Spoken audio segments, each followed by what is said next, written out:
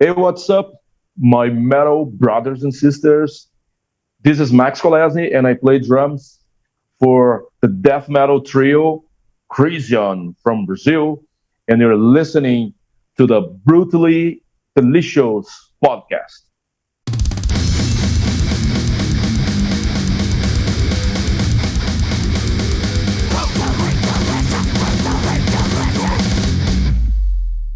I look like a caveman. That's that's me, That's caveman okay. from That's how Brazil. Bruce. Have you looked at All right, Bruce? man. Have you looked at Bruce today? He doesn't look much. I mean, Yeah, you we're look better both than we're him. both caveman You don't have to take speaking that from here. him. You're the I have no hair, so All right, it's all good, man. I You have look no good. hair, so I don't even I know what want I look you all look good, man. So, like. So, Christian, I am a hardcore fan. I've loved you from whenever Alex has even been in my cookbook. We've seen you a whole bunch of awesome. times on 70,000 tons. Love you guys. All I can Wow. say is new record Mortem Solis. Is that how you pronounce it? Yes, yeah. Great, Yeah, I think so. Yeah. great, Awesome. great. Thank you. Sorry, can you tell I'm a fan? Appreciate that, man. I just Appreciate love. that, man. So, Thank you. War Blood Hammer, the single is absolutely incredible. What's been the response to it so far? Yeah. It's been great, man. It's been really great. Um, death metal fans, I guess that's what they love to listen to. Like straightforward, pure death metal, old school and raw and savage.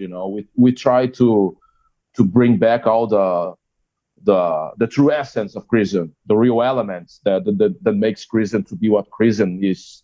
Right. Like straightforward and inspired and old school and all of that. So I guess our fans they truly love it.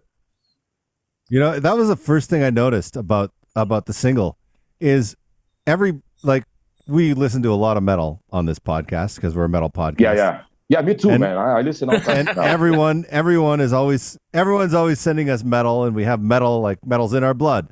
Yeah. But all of the metal that's coming up right now has a very particular, and I don't mean to sound rude to a lot of the bands. I like them, but the recordings, they sound very cookie cutter. Like Exactly. I they're agree. using the same drum samples, Yeah. the same Yeah, guitar sims, the same mixers, the same. Yeah. Like it all sounds Yeah. the same. I turned your record on, and I was like suddenly back in like 2000, but with Cool, a man. with a Yeah. modern track. I you agree, know? man. I agree. Yeah, totally. Yeah. I think we are. The thing is, most of bands they follow the same formula when it comes to recording and even writing music, because a lot of bands they have one guitar player writing music to a drum machine or a computer, and then when they go record, uh, they record to a click. Nothing against a click, but like a 99% of the bands record to a click. And I have nothing against that, but we don't do that. Wow. And most of bands after recording they put everything to like a grid where you make everything perfect.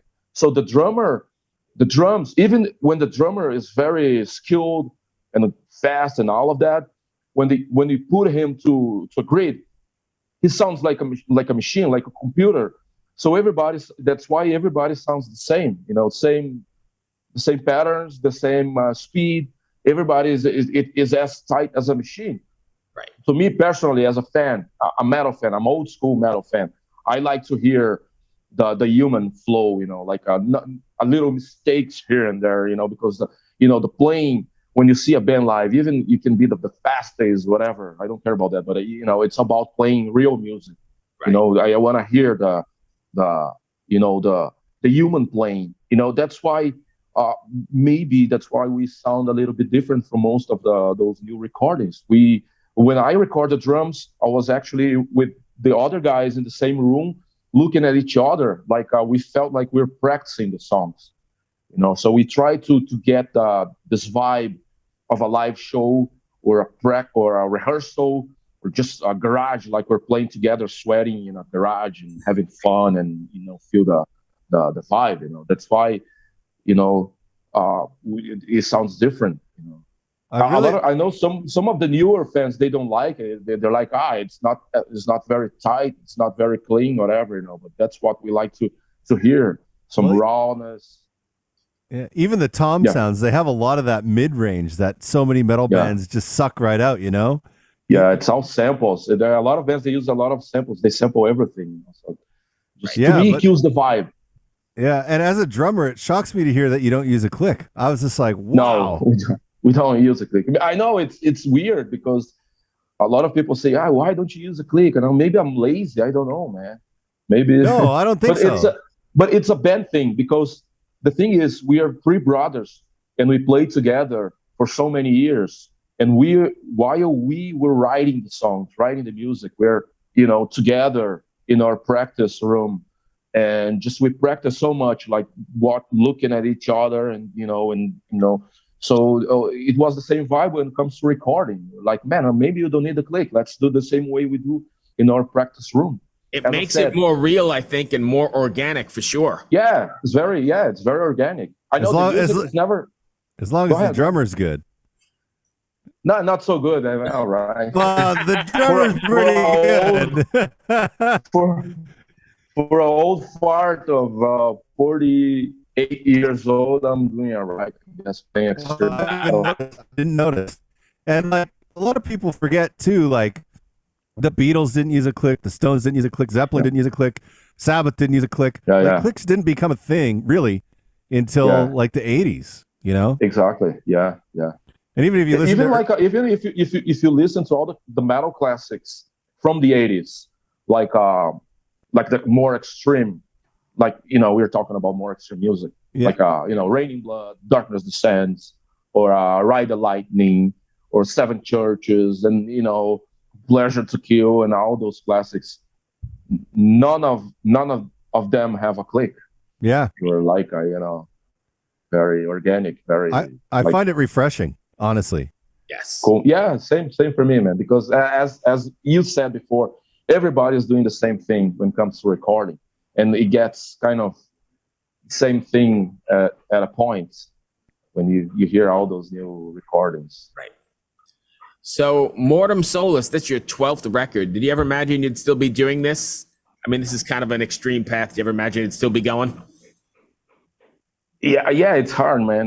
When I was like 20 years old, I never thought like what could be in let's say 30 years or something.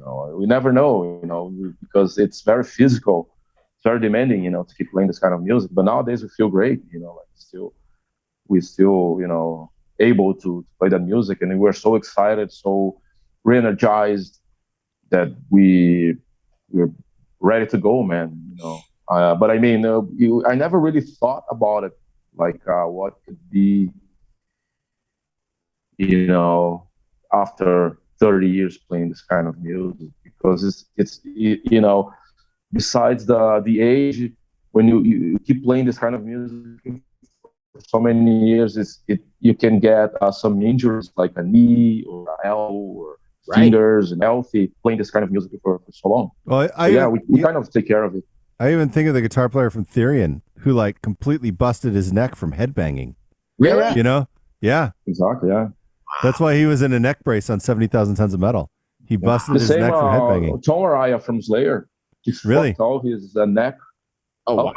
Just from headbanging. Yeah. Right. I guess that's one of the reasons why he wanted to quit playing, because he get this thing on his neck and he could not headbang anymore. Wow.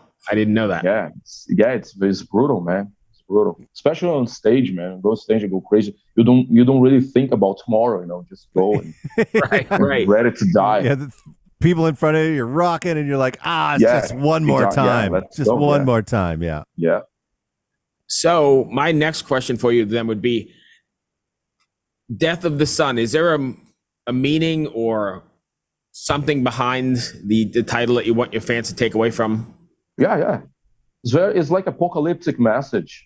It's the death of the sun, is the end of life, the ruin and the fall of the empires and the monuments built by man, might be like churches or whatever, everything that man has constructed during the whole history has been built on blood, on sacrifices, on bloodshed, on death. So it has always been like this. And so there's always like apocalyptic winds must come to to take it all down, because we are man. It's pure evil, and everything that's all the monuments and everything that man has built here. It's basically has to come to an end. So it's the end of life. It's an apocalypse. It's coming and destroying everything. Wow, that's dark, and I like it. Almost like where we're living now. Yeah, exactly. Yeah, you can see it. So, man, it's so we never change, man. Humankind is a self-destructive species. Like right now we're speaking here, and there's like people killing each other for whatever, for beliefs, or races, or stupid politicians, like piece of shit leaders that are considered to be leaders, that are just dropping bombs on innocent people, and still is happening right now. Yes. 2022, and you see this shit still happening. So, it's mind numbing, and it's fucking brutal. It's sad. It's so brutal, man. Yeah, I really appreciate the honesty of this interview. Yeah. Oftentimes people skirt around questions, but you're like, nah, this is what it's about. I love that. And I think that's part of the death metal genre, really. Like, to be honest, yeah. And shine a light back and say, here's what's going on. And yeah, so exactly. not too very different than maybe from the 60s, where they were speaking to the generation and the war and the I see that sometimes, especially in metal, some of the bands, some of the guys that play in bands, they are afraid to speak their minds, because they don't want to lose their fans, because fans they have so many different ways to think nowadays. Like even like in politics, some are right, some are left, whatever, and people are afraid to speak their minds because they're afraid to lose their fans. And so that's very fake. If you act like this, trying to pretending that you are this badass guy, evil, whatever, but you're afraid to speak the truth, afraid to speak what you think. Yeah. Very cool. I love this interview. It's just like, honestly, it's amazing. Do you guys have any tour plans coming up? Oh yeah, man. Yeah. We actually next Sunday, on August 7th, it's gonna be the release show for Mortem Solis here in São Paulo City, and they're gonna be open for the Cavalera Brothers. Max and my Igor. God. Yeah, it's gonna be amazing. They're playing the Roots album. No. So how many minutes did it take to sell that show out? Get there. It was kind of fast. Yeah, like was it minutes or was it seconds? That's the question. No. I don't know. Man. Definitely it's a sold out show for sure, man. Oh yeah, and there is a massive metal scene in Sao Paulo. It's like unheard of anywhere else, I think. Yeah, Sao Paulo is huge, man, and all the shows here are always good, man. I want to see it. We can play a lot of shows in São Paulo in the same year, and still are packed. The shows are still packed. We keep playing like I don't know, few shows in the year. So why? Because it's. Sorry, I was going to say, like, so there are certain pockets in the world that are known for metal. You've got Norway known for black metal, and you've got Sweden for power metal, whatever. But why do you think death metal or the heavier stuff is so massive down in your neck of the woods? Oh man, I think because a lot of the great bands especially from the 80s here, like Sarcophago, Sepultura, Mutilator, and many bands like Dorsal Atlantica, that a lot of people outside Brazil, they don't know about those bands, but the scene here was basically in the 80s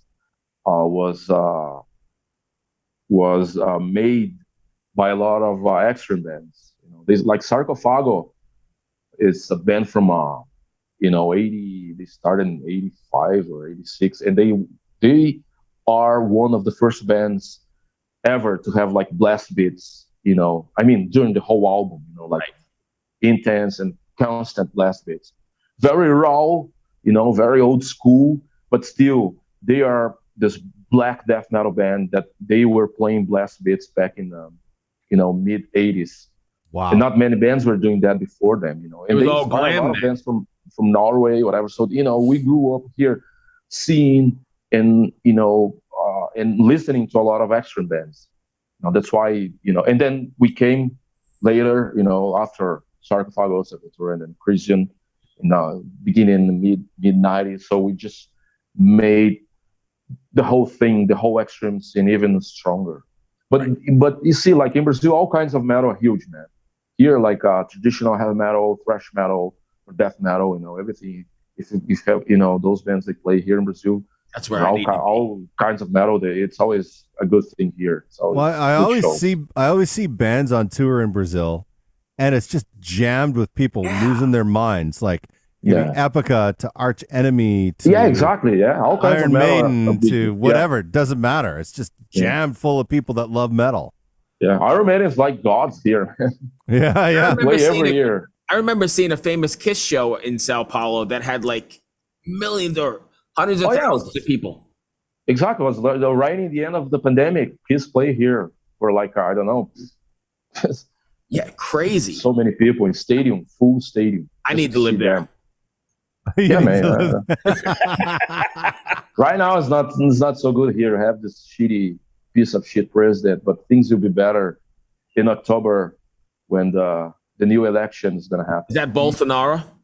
Yeah, the guy is a piece of shit, man. Do you think he's gonna get booted? Ever. Do you think he's getting booted? I hope so, man. You guys call him like the Brazilian Trump, right? Yeah, but he's even kind of. But he's even worse, man, because he's Trump's little bitch. Yeah. He's Trump's little bitch, whatever. I don't know much about what he's done. I think I saw some stuff about the rainforest going down. He does a lot of bad things. He talks a lot of shit, man. He's just like the wrong guy, I don't know. It was a lot of fake news and all that shit, so that's why a lot of people voted on him, Do you think people are getting more attuned to what's reality and what's not reality? I think so, yeah. I think and I hope so, man. At this time it's gonna send him back to the shithole where he came from. I really think that, when people get a digital device, like a phone or whatever, there needs to be education that comes along with it on how to discern information. Exactly. Yeah. Because if you give just someone a phone and feed them crap 24 hours a day, 7 days a week, what else are they going to know? They're going to scream right back out. Yeah. Education is the only key, man. It's the only way out to have a solid and like a good society, when people have education, and absolutely not fucking just internet. It's just like a very superficial information you have and a lot of fake information, and people are getting lazy because they just see that the headlines and whatever they are interested, they just go for like superficial information. People don't want to dig deep, and people are lazy nowadays. And the algorithms of the internet constantly feed what you like exactly to yourself.